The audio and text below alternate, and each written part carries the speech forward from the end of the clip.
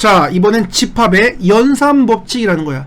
원래 연산이라는 거는 더하기 빼기 곱하기 나누기 이런 거야. 근데 집합에 그딴 게 어딨어. 단지 교집합, 합집합, 차집합, 여집합 이런 게 있었던 것 뿐인 거지. 자, 그런데 연산법칙이라고 해서 자, 일명 교환법칙, 결합법칙, 분배법칙이라는 게 있어. 자, 교환이란 거는 순서를 바꾸는 거야. A와 B를 B와 A로. 그럼 합집합이나 교집합은 교환법칙이 성립해. 그럼 차집합은 성립하지 않는 거지. 헷갈리면 안 돼. 교집합이나 합집합은 순서를 바꿔도 성립한다. 하지만 차집합, A 차집합 B와 B 차집합 A 얘는 성립하지 않아. 자, 이걸 교환법칙이라고 하는 거고, 자, 교환 순서를 바꾼다. 자, 결합 묶는다는 뜻이겠지? 그래서 괄호야. 자, 동일한 연산 기호야. 합집합에 대해서 괄호를 앞에 거 먼저 할 때와 뒤에 거를 먼저 할 때 전체적인 결과가 똑같다는 게 결합법칙이야. 단지 괄호의 위치만 바뀌는 거지. 그래서 합집합이나 교집합은 결합법칙도 성립한다는 거지. 자, 그 다음 분배법칙이야. 자, 분배법칙은 똑같이 ABC가 나와. 결합법칙이나 분배법칙이나. 근데 여기는 괄호 안과 밖에 연산 기호가 달라. 자, A 합집합 B 교 C라고 한다면 분배 나누어 준다는 거야. 그래서 A 합집합 B, A 합집합 C, 그리고 원래 있던 공통이라고 써주는 거지. 자, 이렇게 연산 기호와 함께 나누어 주는 법칙을 분배법칙이라고 한다. 자, 의미 알겠지? 자, 이런 기본적인 연산 법칙을 적용해서 실제 문제를 풀어보자 라는 거지. 자, 다음 페이지 직접 문제로 보자. 전체 집합 U의 세 부분 집합 A, B, C에 대해서 자, 다음이 성립함을 증명해 보래. A 차집합 B의 전체 여집합 교집합 A가 A 교집합 B와 같냐라는 거야. 자, 이걸 뭐 증명하는 거니까 사실 뭐 우리 안 해보지. 그러니까 이거를 연산 법칙을 가지고 풀어도 되고 아니면 벤 다이어그램을 가지고 풀어도 상관은 없다. 자, 근데 한번 연습만 해볼게. 자, A 차집합 B의 여집합. 자, 차집합은 무조건 집합의 연산을 하기 위해서는 A 교집합 B의 여집합으로 바꿔야 돼. 자, 이거의 여집합 교집합 A가 되겠지. 자, 지금 이 부분 정리하고 있는 거야. 요 여집합을 분배해주면 드무르간의 법칙이라고 해서 A 여집합 교집합은 합집합으로 B 여의 여는 그냥 B라고 바뀌겠지. 이거의 교집합 A야. 자, 그럼 괄호 안과 밖의 부호가 연산 기호가 달라. 그럼 이걸 A 교집합을 이렇게 분배해준다고 보는 거야. 따라서 A 여집합 교집합 A라는 것 가운데 합집합에 B 교집합 A라고 써지겠지. 그런데 A와 A 여집합의 공통은 교집합은 없어. 어차피 이거 그럼 공집합이네. 공집합과 B 교 A를 합치면 그냥 B 교집합 A만 남겠지. 따라서 이거와 같구나 라고 확인할 수 있겠지. 자, 이런 식으로 연산 법칙을 써서 참임을 확인하는 거야. 자, 어렵지 않지? 자, 그 옆에 것도 같은 원리로 한번 증명해 보면 돼.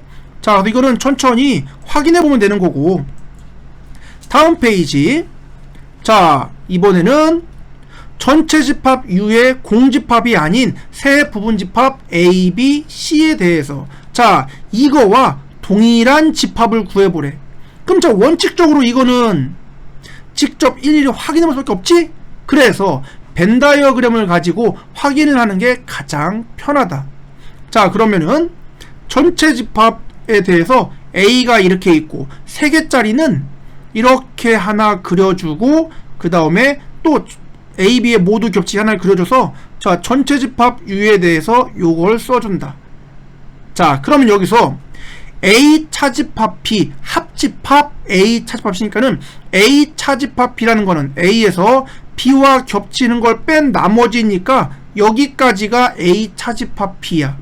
A 차집합 C는 A에서 C와 겹치는 걸 뺀 나머지니까 요 부분이 돼. 자, 그런데 두 개를 합치는 거거든. 그러므로 결국 여기라고 표현되겠네. 자, 이런 모양이 되는 그림을 찾아봐, 그 뜻이겠지. 자, 그러면은 뭐 일일이 그림들 그려보면 되겠지?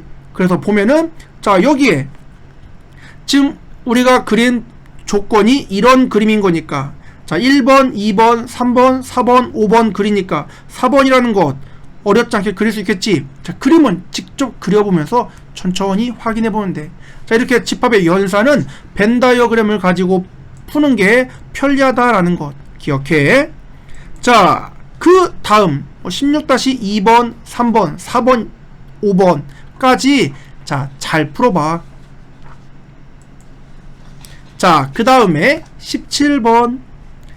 자, 이런 집합의 연산을 자, 자연수의 배수들로 만들어진 집합에 이용할 수도 있는데, 보세요. 자연수 K의 배수의 집합을 AK라고 하겠대. 뭐 예를 들어서 A3 그러면 3의 배수를 원소로 갖는 집합 그 말이야.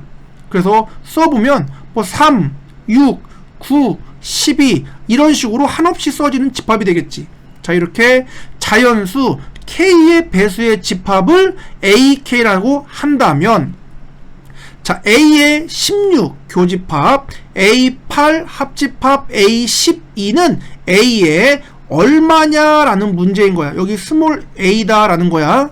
자, 그러면은 우선 여기 교집합 합집합인 거 보니까 분배할 수 있겠네. 그럼 이거를 A의 16 교집합, A의 8, 그 다음 합집합, 다시 A의 16 교집합, A의 12라고 써지겠다. 자, 그러면은 자, 첫 번째 얘가 의미하는 건 A16이란 거는 16의 배수의 집합이기 때문에 16, 32, 48, 64 이렇게 가는 수의 집합을 말하는 거고, A8은 8의 배수니까는 8, 16, 24, 32, 40, 48 이런 식으로 가는 거야. 따라서 자세히 보니까 그럼 결국 16의 배수의 집합과 8의 배수의 교집합은 공통인, 즉 16, 32, 48 얘들이 교집합인 거 알겠지. 따라서 A16과 A8의 교집합은 A의 16이구나 라고 놓을 수 있겠네. 합집합. 자, 그 다음 지우고 옆에 것도 한번 확인해 보자. 자, 이번에는 또 A16이야 뭐 16, 32, 48, 64, 그다음에 80, 96 이렇게 가는 거고, A의 10이라는 거는 12, 24, 36, 48, 60, 72, 84, 96 이게 가는 애다. 자, 그럼 공통이 누가 있어? 16 없고 32 없고 48 보이네. 그 다음이 96이야.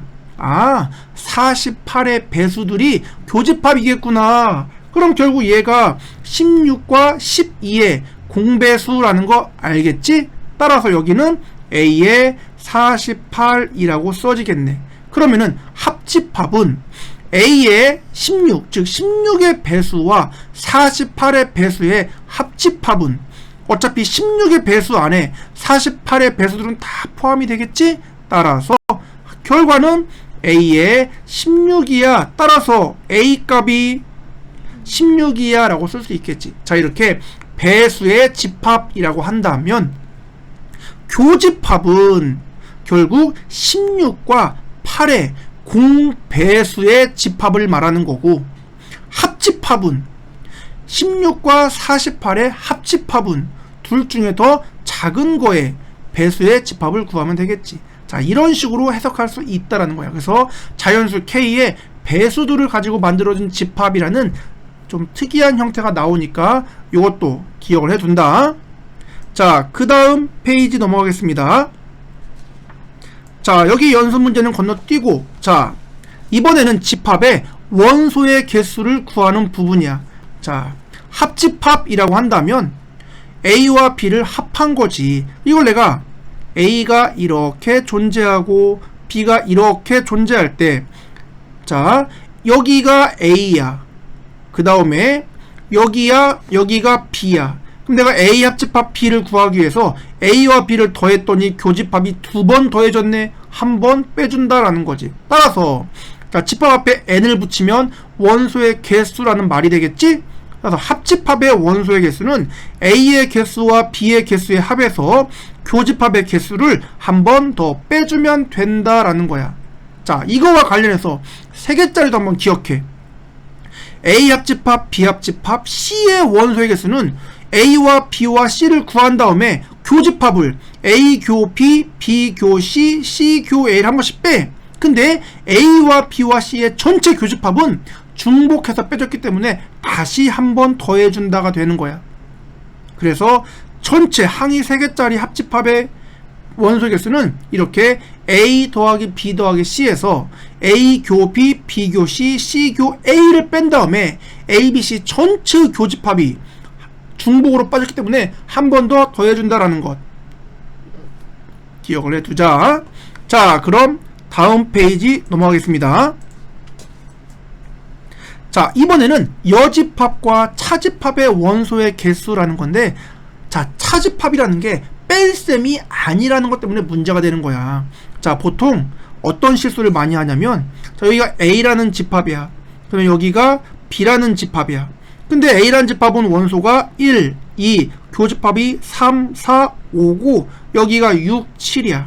그럼 만약에 A라는 집합의 원소의 개수를 구하시오라고 하면은 이건 5개고, B라는 집합의 원소의 개수를 구하시오라고 하면은 4개거든. 그럼 애들한테 자, 그럼 A 차집합 B의 원소의 개수를 구해봐 라고 했더니 찐따 같은 애들이 A가 5개고 B가 4개니까 1개 내요 라고 한다고.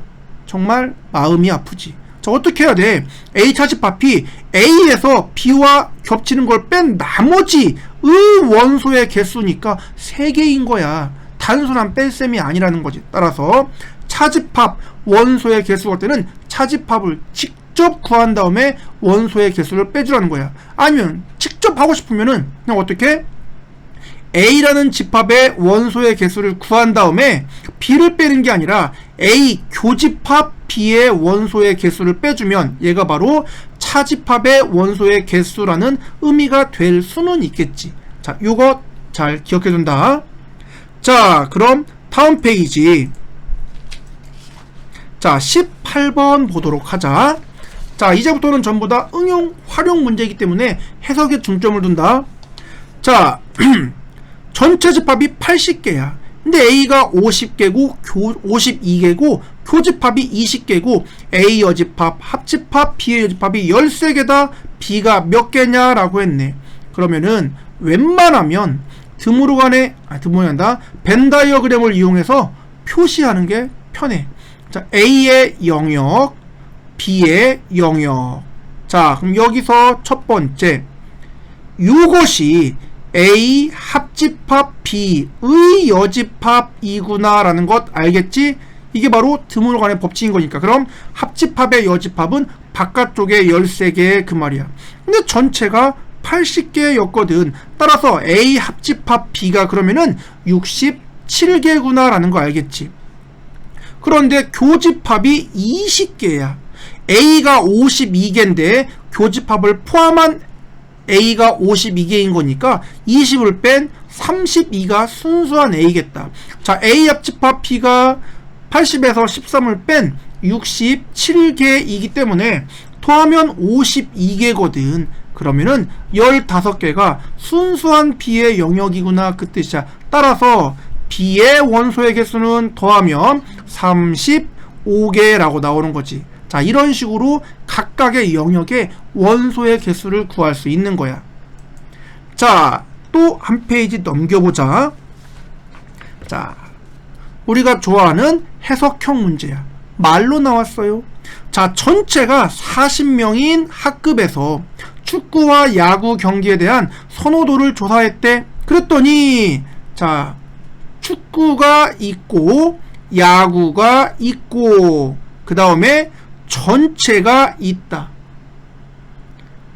자, 전체가 40명이라는 건 알고 시작하고, 자, 축구를 좋아하는 게 22명, 야구를 좋아하는 건 18명인데 축구와 야구를 모두 좋아하지 않는 학생은 10명이야. 그럼 밖에가 10명이니까는 축구든 야구든 좋아하는 사람은 30명밖에 안 돼. 그런데 축구가 22, 야구가 18 합치면 40명이야.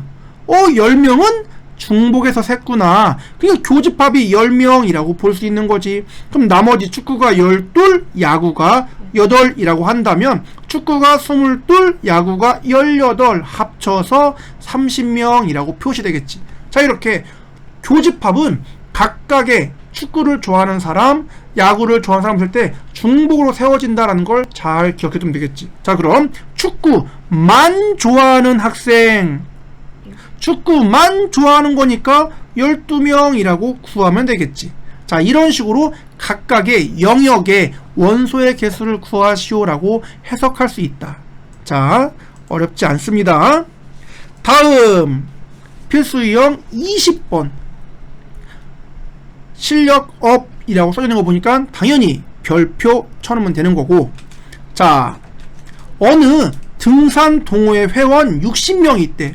그럼 당연히 전체가 60명이구나 라는 느낌이 살포시 드네. 자, 그런데 보니까 설악산과 지리산을 등반해 본 회원 수를 조사했더니, 자, 설악산을 등반해 본 사람이 있고 지리산을 등반해 본 사람이 있는데 설악산과 지리산 각각 42명, 33명이야. 자, 그런데 그럼 설악산과 지리산을 모두 등반해 본 회원 수의 최대 최소를 구하래. 즉, 모두 등반은 교집합을 말하는 거야. 그럼 교집합의 최대와 최소를 구하래. 자, 그럼 최대는 간단하다. 설악산이 42명이고 지리산이 33명이라며. 그럼 둘 중에 작은 33명이 전부 다 설악산을 갔다라고 보는 거야. 그러니까는 이 교집합은 지리산을 간 사람은 전부 다 설악산을 갔다라고 본다면 최대는 33명이라고 보면 되겠지. 즉, 두 집합의 교집합의 최대는 둘 중에 작은 집합이 전체가 교집합, 여기가 없다라고 보면 되겠지. 이게 바로 교집합의 최대다.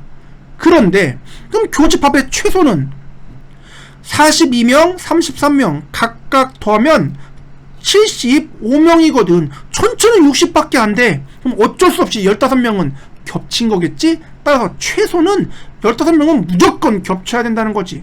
따라서 교집합의 최대 최소는 33, 15라고 나오는 거지. 자, 이게 바로 두 집합의 교집합의 최대 최소라는 발상인 거야. 즉, 교집합의 최대는 두 집합 중에 작은 것이 큰 쪽에 완전히 포함되는 경우, 최소는 두 개를 더했을 때 전체 집합을 넘어서는 나머지, 이건 어쩔 수 없이 겹치는 부분인 거니까 이게 바로 교집합의 최대 최소라는 발상이다. 자, 여기까지가 집합 끝이야. 밑에 거 쫙 풀어본다.